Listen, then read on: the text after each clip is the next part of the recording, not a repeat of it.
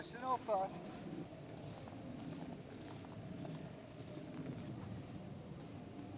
Fayda yeri. Maite ver balım. May ver balad vallahi. Geçen zaman polkinu yen. Yakup bir ayet ya.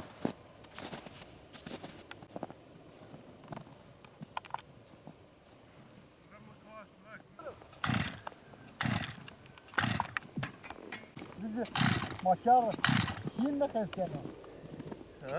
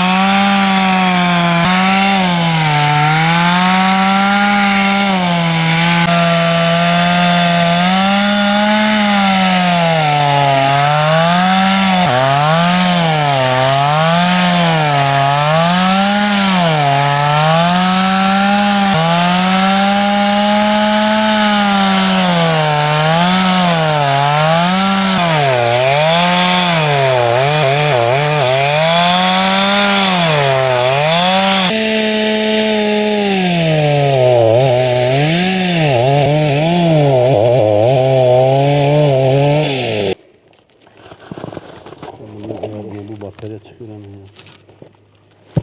Tamam. Şimdi Allah kaldır. Ha ona evet. Kaldır.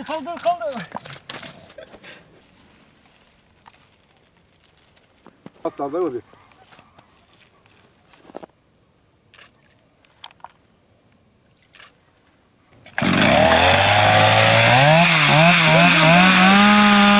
Ha.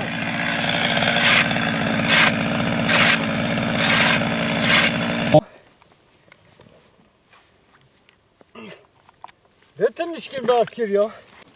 Lazım.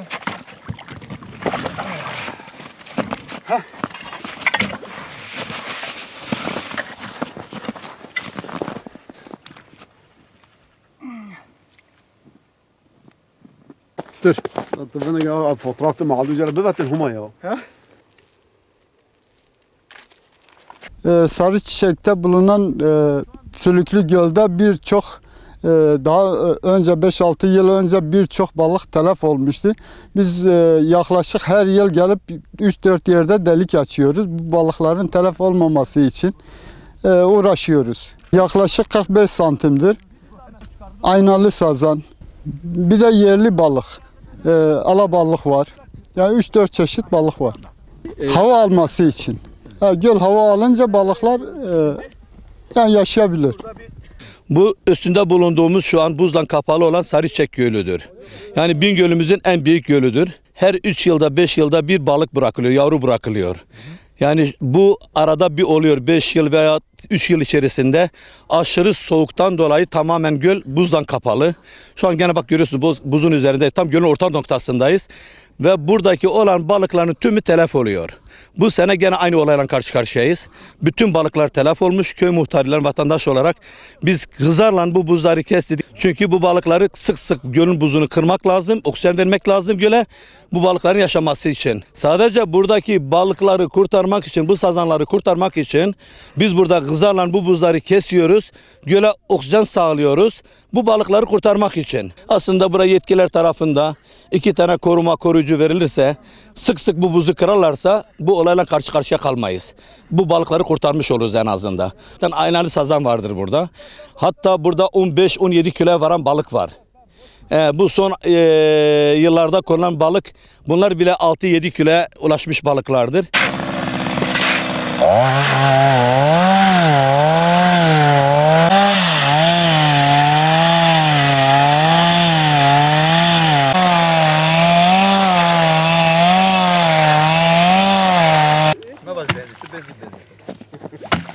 Tamam. Tamam düştü bu. Bak göl hava aldı şu an. Ne yiyecek? Tamamdır. Ya, benim ateşikle ne otur ne diyeceğim? Bir parça kürek için çıkar. Bingöl ili Sarıçiçek köyünde şu anda köyümüzde bulunan Sarıçiçek göletimizin üzerinde mevcut olan buz tabakasını incelemek için buradayız. Tarım İl Müdürlüğü personeli olarak. Buz tabakası beklediğimizden daha yoğun bir şekilde gözlemlediğimiz kadarıyla bu nedenle muhtarlığımız kanalıyla burada gölet üzerinde belli noktalarda kesimler yapacağız. Yani buz kütlelerini keserek havuz içindeki hava akışını sağlamak. Buradaki amaç bu. İşlem doğru değil mi? Evet, doğru. Bunu rutin olarak tekrardan gelip bakacağız. Yani aynı şekilde işte erimenin olup olmadığına bakacağız. Su yüzeyindeki sertleşmenin devam edip etmediğine bakacağız. Bunu aralıklarla gelip kontrol amacıyla sürekli kontrolümüzde olacak yani. Şimdi sazan balığı dayanıklı bir balık olduğu için dip yapısı da bitkisel ya da şöyle diyelim sediment yapısı itibariyle balıklar için otçul beslenmeye müsait olduğu için yaklaşık bir 30 gün limitimiz var. Şimdi buzlanmanın muhtarımızın dediğine göre 15 gün önceden başladığını varsayarsak yaklaşık bir 15 günlük sürecimiz var. Bu 15 günlük süreçte de bir takip olayımız olacak. Gelip kontrollerle bunu gerçekleştireceğiz. 15 günlük zaman zarfında yine aynı aralıklarla yine olmazsa kütleleri kesmeye devam edeceğiz. Belli bir şu aşamada yapılanlar bizim gözetimimizde doğru.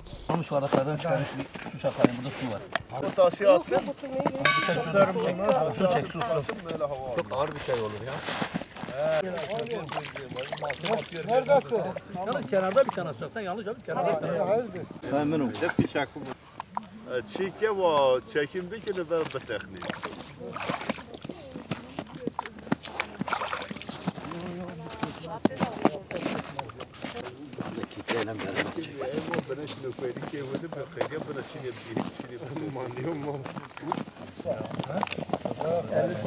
Kızlarla kesin.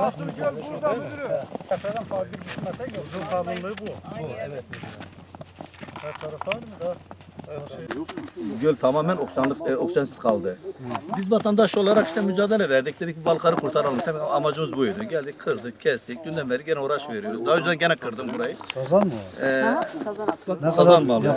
Evet. Sanırım yaşayan balık yok şu an. attık buraya? Beni en son ne kadar atıldı bilmiyoruz da biz 40 bin civarı attık. 40 bin civarı dediler. Evet, bize de öyle dediler. Bingöl il merkezine bağlı Sarıçiçek köyü doğal göleti olan şu anda gölet üzerinde bulunuyoruz. Bu sene çetin kış şartları nedeniyle göletimiz yaklaşık 50 santimetre kalınlığında bir buz tutmuştur. 2 yıl önce bu gölete Tarım İl Müdürlüğü olarak 40 bin tane sazan balığı balıklandırma yapıldı. Bu balık ölümleri olmaması için köylü, muhtar ve Tarım İl Müdürlüğü ekibi olarak zaman zaman buradaki buzları bölge bölge keserek bu balıkların havalandırılması için, oksijen alması için büyük çaba sarf ediyoruz. Ve sürekli bu göletlerimizi denetleyip buzu kırarak belli bölgelerde balıkların oksijen almasını sağlamaya çalışıyoruz. İnşallah bundan sonra bu balıklarımız yaşayacak. Yaşaması için de büyük çaba sarf ediyoruz.